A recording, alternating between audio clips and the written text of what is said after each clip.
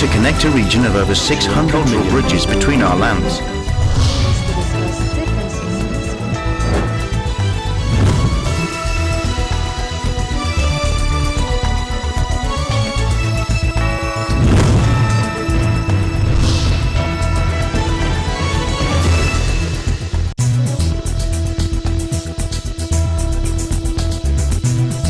Hello and welcome to ASEAN in Focus. I'm Nea Mangawang, delivering to you the latest news in and around the ASEAN region. On today's headlines. The Duterte administration mulls the importation of 200 metric tons of cheaper oil from Russia, Thailand, and other alternative suppliers. The United Nations said Myanmar's government agreed to grant it access to crisis-hit Rakhine State. And Thais are set to send durian into outer space in July.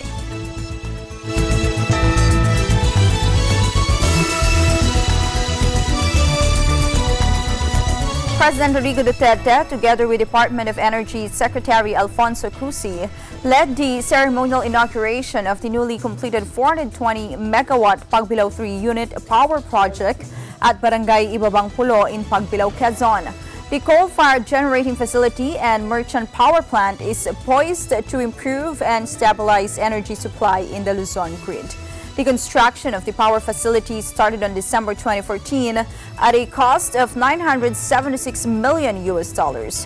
Now, Pagbilao Energy Corporation said that aside from being a merchant plant, the Pagbilao 3 coal-fired generating facility is expected to generate billions of pesos in various taxes for the national and local government in the coming years. Meanwhile, the Duterte administration is pursuing the importation of 200 metric tons of cheaper oil from Russia, Thailand, and other alternative suppliers in less than 6 months to ensure the country's energy security. Energy Undersecretary Felix William Fuentebella said the planned oil importation, which would be conducted through government-to-government negotiation, aims to establish a petroleum reserve and foster competition in the oil industry. Take a listen. The Secretary said as soon as possible, with a warning that it will be closely scrutinized every step of the way so that we will ensure na talagang benepisyo at hindi disadvantageous yung mangyayaring sa ating transaksyon.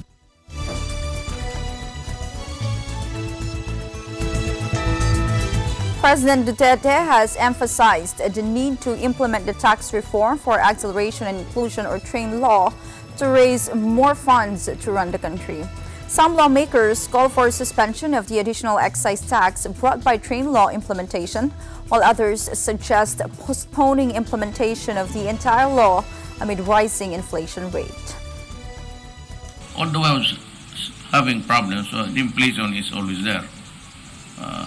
There are many reasons, but also actually one of them is yung train. But I need money also to run the country. A big portion of the funds from TRAIN law goes to the Build program of the government. In fact, Malacanang announced that 11,000 more jobs are now available for all Filipinos under the government's flagship Build program. The government, through the implementation of its flagship Build infrastructure program, has just launched Jobs online portal.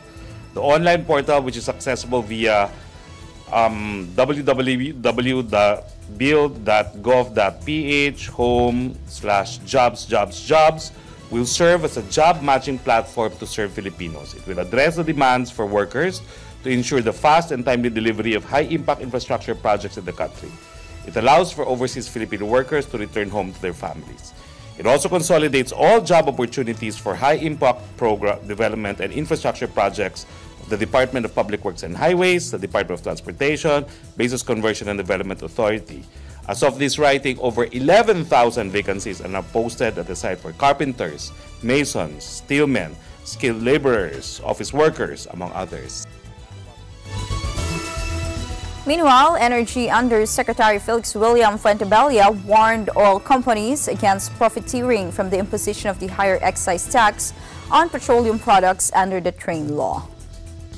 So, nabantayan naman natin sila at sumunod naman sila at hundreds of millions naman yung natipid natin. Dahil pag nahuli natin, lalong-lalo na malakihan yung kanilang pandaraya, sinabi naman natin sa oil companies, hindi kami magdadalawang isip, nakakasuhan natin ng estafa, large-scale estafa. So, klaro naman yon. Aside from administrative penalties na pwede natin ma-impose. So, the good thing is they are cooperating. Laos and Myanmar have taken another step towards implementing a Memorandum of Understanding, or MOU, on power cooperation that was signed in January this year. In a report in the Vientiane Times, it said that senior officials from the two nations met at the first Joint Working Committee meeting, or JWC, held in Naypyidaw, Myanmar, recently to discuss the agreement and move forward. Office Head of the Lao Ministry of Energy and Mines, Dr. Davong Fonekeo, highlighted the significance of this meeting for strengthening power cooperation between Lao and Myanmar. Discussions at the meeting laid out the framework for the Joint Working Committee to set up a joint work group for technical teams to support each party with accurate and up-to-date information to initiate a feasibility study. Lao and Myanmar signed the MOU on power cooperation in January this year, witnessed by Myanmar State Councillor Aung San Suu Kyi and Lao Prime Minister Thongloun Sisoulith. Lao has huge potential in hydropower development, which can further drive economic growth. The country currently has 46 power plants with an installed capacity of 6,757 megawatts, generating about 35,608 GWh of electricity annually. At present, Laos sells only 4 to 5 megawatts to Myanmar, which is a very small amount, but the two nations aim to increase this in the near future. To other news, shares of budget carrier AirAsia fell to a 6-month low after Indian authorities raided the airline's local offices and accused its boss, Tony Fernandez, of illegally obtaining operating licenses. The carrier's shares fell as much as 6.3% to 3.10 ringgit in Kuala Lumpur, their lowest level since late November, before edging back up. The investigation is a blow in a market that AirAsia had singled out as a major destination to expand. Corinne Ping, CEO of Asian Transport Equity Consultancy Crucial Perspective, said investors might be concerned as investigations are likely to impede plans by AirAsia India to expand out of the domestic market next year. But she also noted that the impact on AirAsia as a whole was likely to be minor, as the India branch was only a small part of the company. The Central Bureau of Investigation said Tuesday it was probing allegations that Fernandez illicitly lobbied Indian officials for favorable treatment for his Malaysian-based carrier. AirAsia has denied any wrongdoing. That's as far as we know. We don't want to speculate as to ASEAN in Focus will be right back. Please stay with us.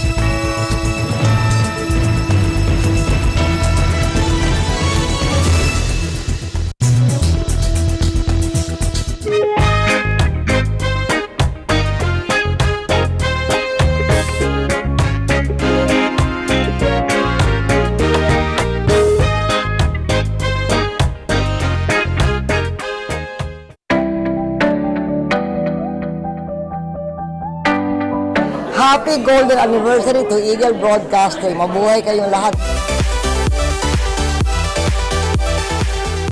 With gorgeous white sandy beaches that stay cool to touch even on the hottest summer days, blue-green ocean waves, and the warm ocean breeze, there's no wonder why Dr. Beach has named Siesta Key, Florida the #1 beach in the United States. Don't forget to watch episodes of Digital Next every Tuesday and Thursday at 7:30 p.m. I'm Melissa Protest, coming to you from Siesta Key, Florida, and I am one with 25.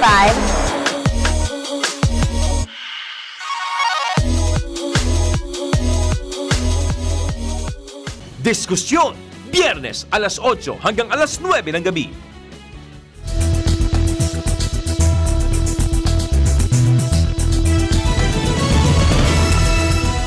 Welcome back. Malacanang welcomed the passage of Bangsamoro Basic Law, or BBL, in both houses of Congress a few days after the President certified the bill as urgent. Take a listen.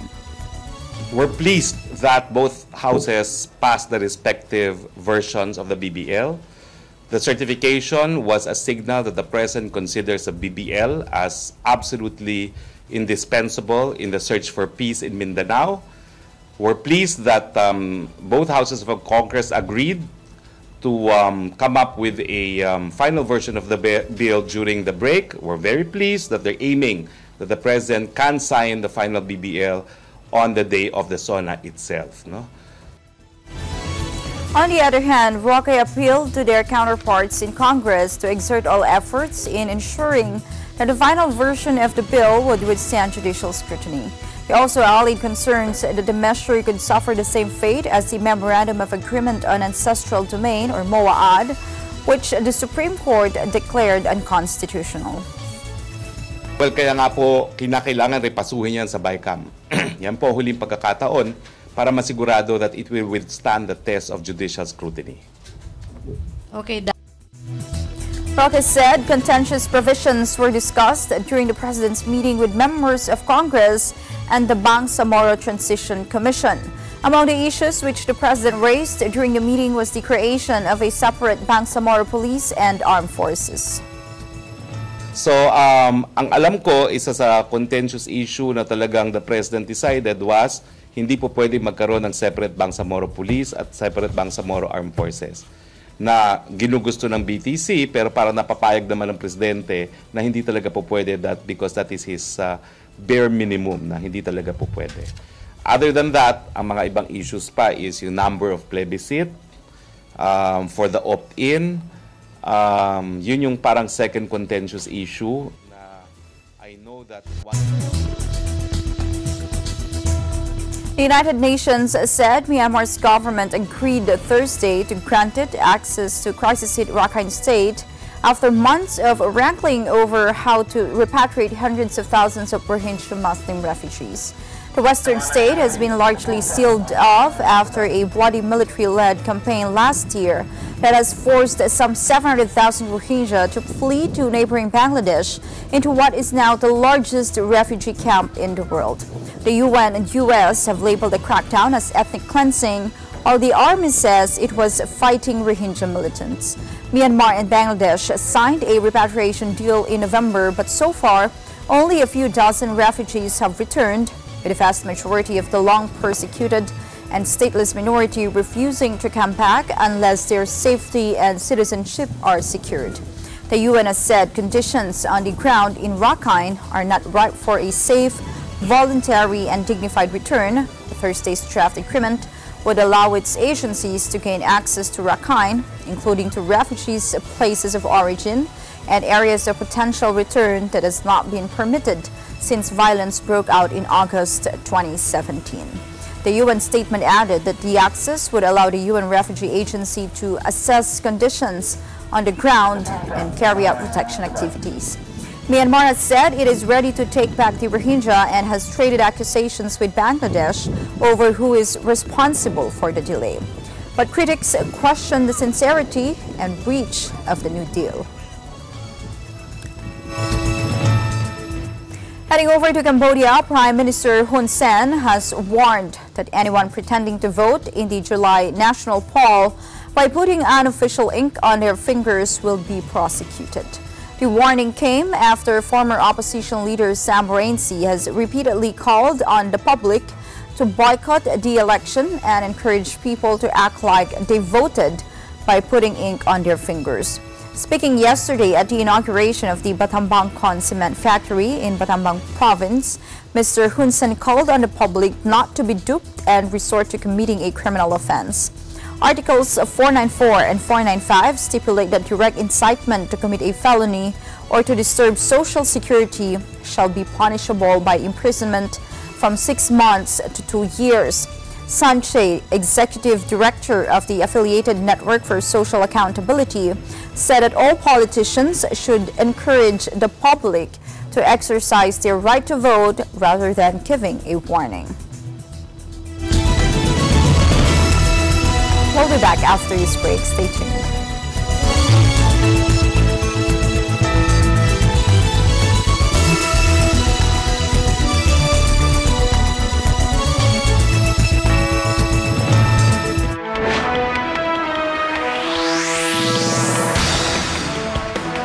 wherever they are. And wherever they may be, they all have the same message.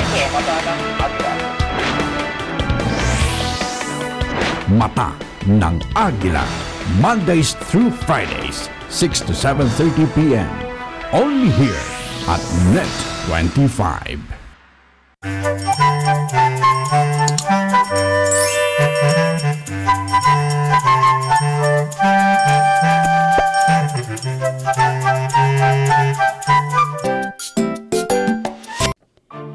Kapag sumasapit na ang buwan ng Abril hanggang kalahatian ng buwan ng Hunyo, ay naitatala ang pinakamaiinit na temperatura sa ating bansa.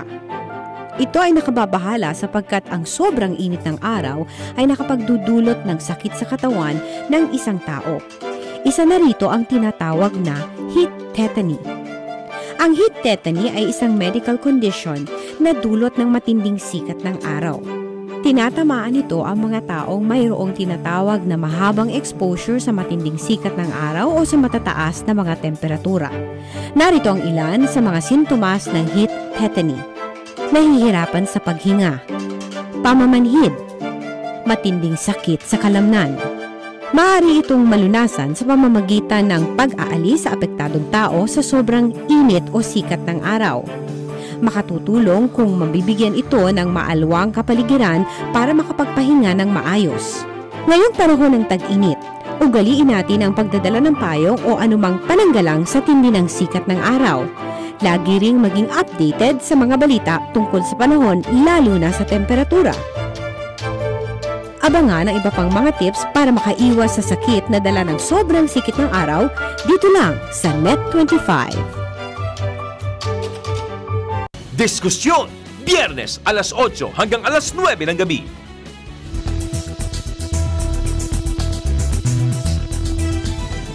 Welcome back. Thai media outlets have reported on the grand opening of the 2018 Cantaralac Superior Fruit Festival in Cantaralac, Sisaket Province. During the festive activities, an auction took place where the local specialty volcanic durian was sold for around 30,000 yuan or $4,673 US. This prize set a new record for most expensive durian auctioned in the northeast of Thailand. The durian was also labeled as Thailand's tastiest durian. A local farmer stated that the production volume of volcanic durian is extremely small. This year, the production volume only reached around 3,000 tons. Sisaket Governor Tawat Srabal chaired the opening ceremony of the fair and the auction. Tawat said durians from Cantaralac were unique in their taste because they were grown on potassium-laden soil from volcano eruption, and that is why they are called volcanic durian. Tawat said the Cantaralac durians are crisp on the outside and soft inside and sweet, while the smell is not too strong. Meanwhile, Thais are set to send durian into outer space in July. The fruit that has people either delighted or revolted by its smell and taste will be sent into space in what scientists say will be the first Thai food to leave Earth. Sanok reports that the idea to send the dried version of the fruit is part of the Thai Space Research Agency's Thai Food to Space project. Dr. Amarin Pimno presented the Thai Food to Space project to media yesterday and revealed packages of baked durians ready to be shipped up into space. Napasor Jong Jitanon from Geoinformatics and Space Technology Development Agency, or GISDA, says the durians will be sent up into space via a rocket launched by an unnamed US rocket company. A Thai satellite company, Moose Space and Advanced Technology, are also involved in the project. Along with baked durians, GISDA is planning to send off rice berry, the Thai purple rice that's a trendy health food, aloft in the same payload. However, the durian and rice berry won't be staying long, just 4 or 5 minutes before it hurtles back to Earth. Then it will be examined to see if it has undergone any molecular changes. And that is the latest news in the Southeast Asian nations. Stay updated about the ASEAN region. I'm Nea Wangawa, always one with 25.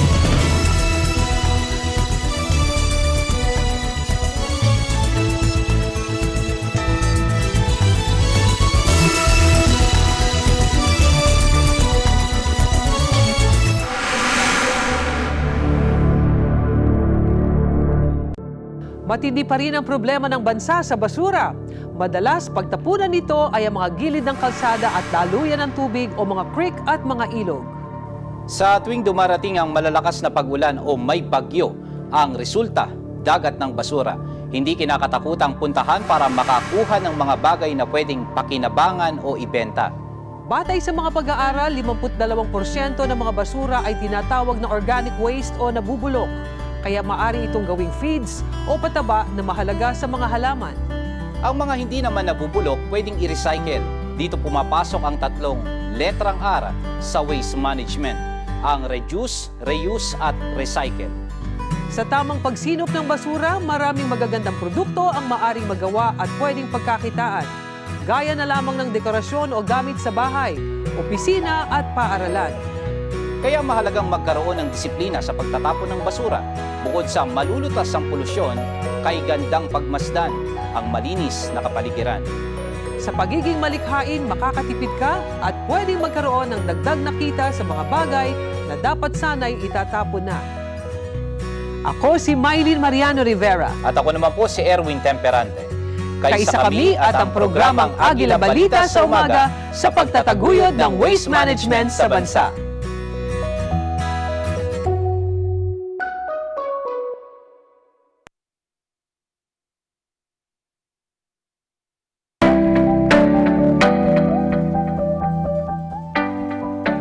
Men and women of Eagle Broadcasting Corporation, Happy Golden Anniversary from the Bureau of Geneva, Switzerland!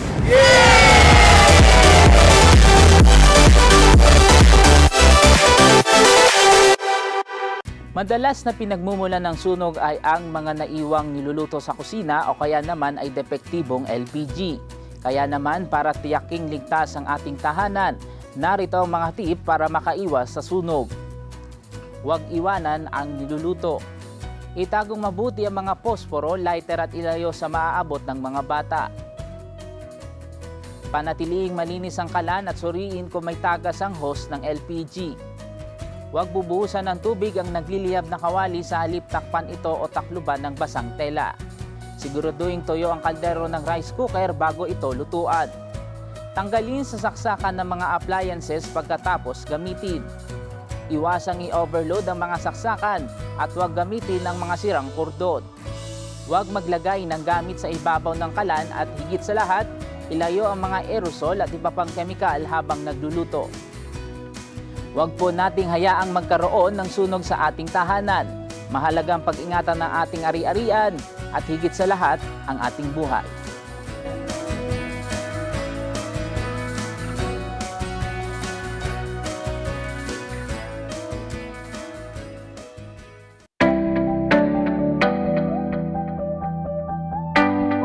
Congratulations to the men and women behind the success of Eagle Broadcasting Corporation for living up to the corporate mission and vision for the past 50 years in uplifting the total well-being of the audience through the production and broadcast of family values-oriented programs, radio, through DCEC Radio, Radyo Agila, Pinas FM, Net 25 Television, and one of the most followed news portal today, Eagle News Philippines. Again, happy 50th anniversary to Eagle Broadcasting Corporation. More power and God bless you all.